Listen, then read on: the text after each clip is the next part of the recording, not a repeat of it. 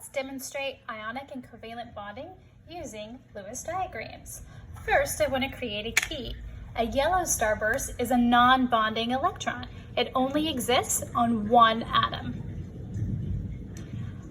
A red starburst is a bonding electron. So this is going to be an electron that will be shared or that will be transferred. So I'll call that a bonding electron. And I'm going to use an E with a little minus sign to represent electrons.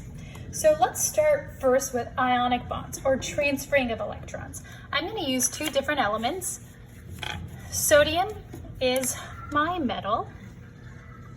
Sodium is in group 1 and only has one valence electron. I'm going to call that a bonding electron. I'm going to give it one starburst right in the center. My bonding electrons will always be in the center between two different atoms. Now I'm going to draw chlorine. Chlorine is a halogen and has 7 valence electrons. So let's put our 7 valence electrons. There's 1, 2, 3. Now because this one is in the middle, I'm going to call that a bonding electron. There's 4, 5, 6, 7. So here I have 1 valence electron in sodium and we have 7 valence electrons in chlorine.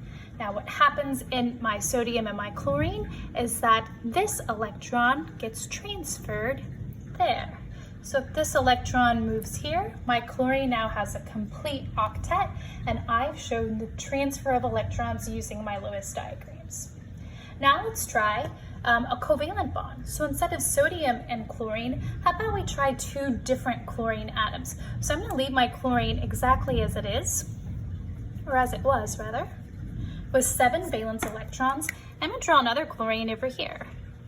There's my chlorine. It's still a halogen, so it still needs 7 valence electrons. So I'll do 1, 2, 3, 4. I put my bonding electron towards the center.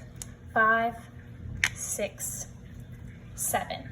Now in this case, because both of my chlorines have 7 valence electrons, and they just need 1 more to complete their octet, I'm going to draw a line in between my 2 red or bonding electrons to show that they're being shared.